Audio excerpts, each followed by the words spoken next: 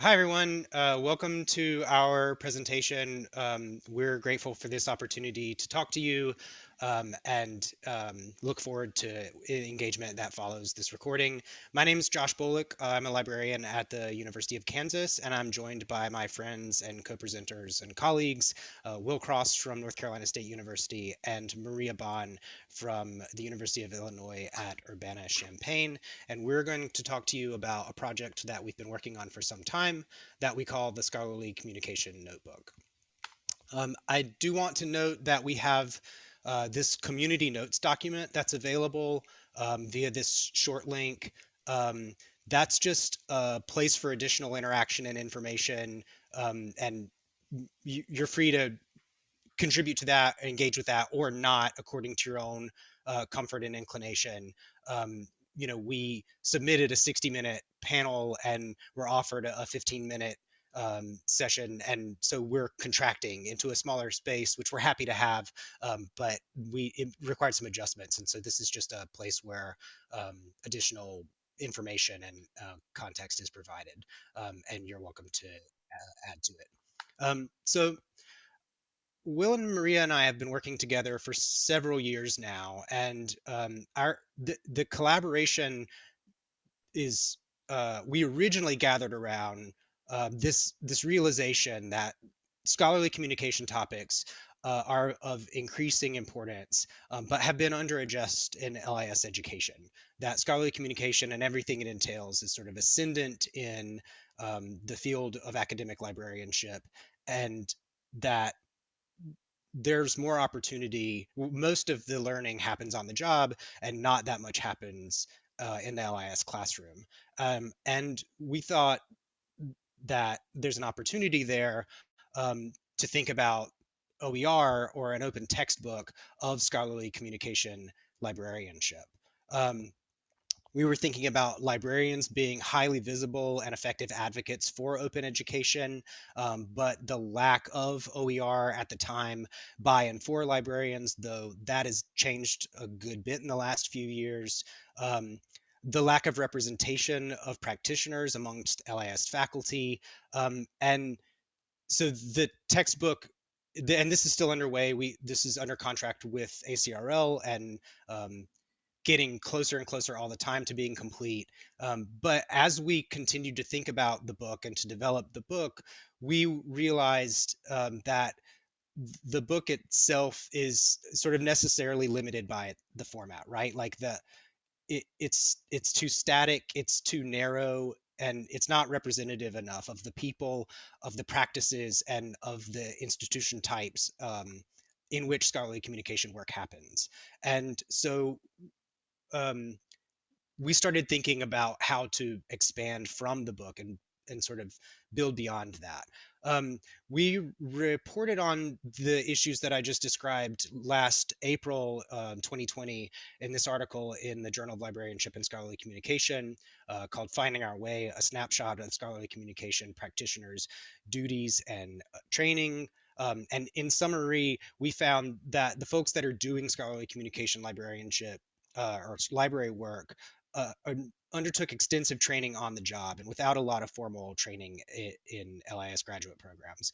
And we argue that there's an opportunity for those of us in the field and LIS faculty and students to sort of meet in the middle together and collaborate on the creation and use of open learning objects that address scholarly communication topics. And so this quote from Robin DeRosa and Rajiv Jangiani, which was they included at the Digital Pedagogy Lab in 2017, kind of captures this evolution in thinking for us. So embedded in open education's social justice commitment to making college affordable for all students is a related belief that knowledge should not be an elite domain. Knowledge consumption and knowledge creation are not separate but parallel processes, as knowledge is co-constructed, contextualized, cumulative, iterative, and recursive. And I think this idea or these ideas are borne out in the Scalcom notebook, which my friend Will is going to speak to you about in more detail now. Thanks so much, Josh. So exactly as Josh said, the Scholarly Communication Notebook is meant to do several different things, including both be a supplement to the book itself that Josh described, and sort of a freestanding community hub in some of the ways that Robin and Rajiv's Open Pedagogy Notebook has been in some different ways. So we think about the SCN in terms of three different lenses or facets or aspects to it. The first is that we hope the SCN will be a site for open pedagogy where students can draw from and contribute to the knowledge commons through renewable assignments. So you could imagine a final assignment in a ScholComm course being, look into that set of materials, identify a gap and create something new, or find an existing resource in the Scholarly Communication Notebook that doesn't necessarily apply in your context or to the communities where you're hoping to work, and remix it in a way that reflects this was done at an R1, I'm going to be at community colleges, so this is what it would look like in that context, right? So a site for open pedagogy is the first thing we think the SCN can be. The second hope we have for the Scholarly Communications Notebook is to be, again, sort of as Josh described, a bridge between education and practice, so that practitioners and educators can share knowledge and models back and forth. Somebody who's in the field can say, here's something new we've done that might be exciting. Educators can say, that's interesting. Let me talk to you about how that resonated in the context where I exist as well. Sort of a site for communication and cross-pollination between those different communities that ought to be working hand in glove, but aren't always. And then the third hope we have for the SCN is that it will be intentionally designed to fill gaps and create opportunities for underrepresented voices to share the work that they're doing. And that's maybe the biggest of the three in some sense. And it's something that we've been spending a lot of time thinking about over the past year or so. And we're going to talk a little bit more about that in a minute. But I wanted to say at this stage, we were hoping to have the SCN sort of up and running to share with everyone. And by the time you're watching this, we may in fact have that there. As we're recording the video, though, it's still sort of a twinkle in our eye and a project on ISKME's to-do list. So what we have instead are a set of nice examples that we want to share with you. And Maria is going to show you some more of those in a moment. But I wanted to mention one more thing about sort of the creation and support of the SCN. Thank you, Josh, on the next slide. So what we have been able to do so far over the past very unusual year or so is we've begun to develop and curate materials and models for contributing to and building on the stuff in the SCN. We've been really, really fortunate that IMLS has given us some resources to do this work. And most of those resources are going sort of passing through us and then going explicitly to other people in the field that are developing resources that reflect new approaches, and in particular that highlight underrepresented voices and perspective in different ways. And that's taking sort of two different forms.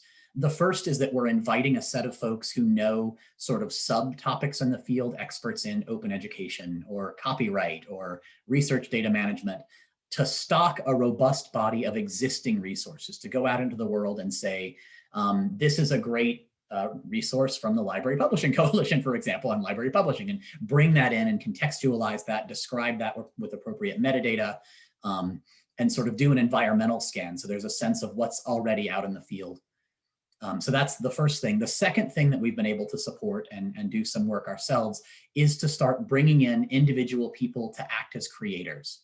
Folks who can say, I know what the field looks like, and I know there's a real gap in this space. So I'd like to create a new resource that addresses that gap or improves on sort of the body of resources out there. And we've been able to offer $2,500 financial support for that, and also some time and energy to sort of help massage and make successful those projects.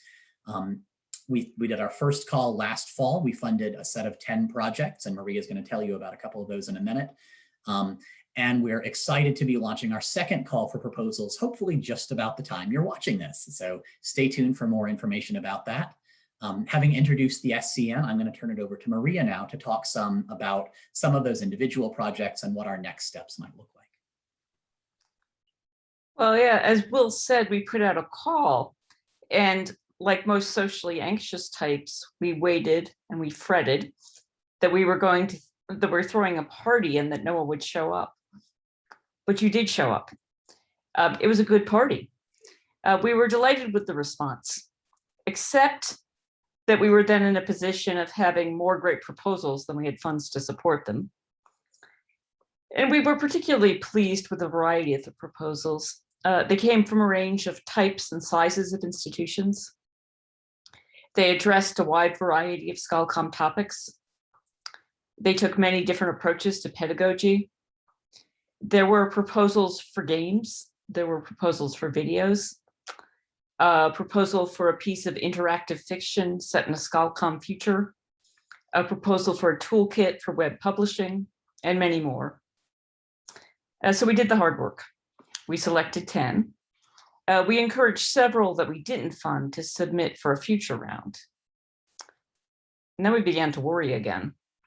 Well, we made the awards with great confidence, but counting on work in this pandemic year, as you all know, is of course a bit of a risky proposition. But our worries here too had no foundation. They're coming in, they're arriving, and they look terrific. So just to give a few examples of work that's completed or near completed. Here, for instance, is Alison Kittinger's and Jennifer Solomon's press book, Introduction to Bibliodiversity and Scholarly Communication. And this is a resource intended to help make the creation and discovery of research more accessible to more people.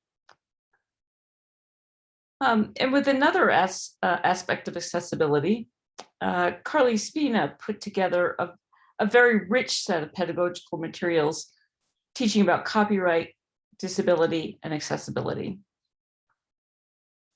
And if you want to go further into these issues, you can read Talia Anderson's case studies on accessibility for scholarly communication librarians and practitioners. These are just teasers that we're showing you here.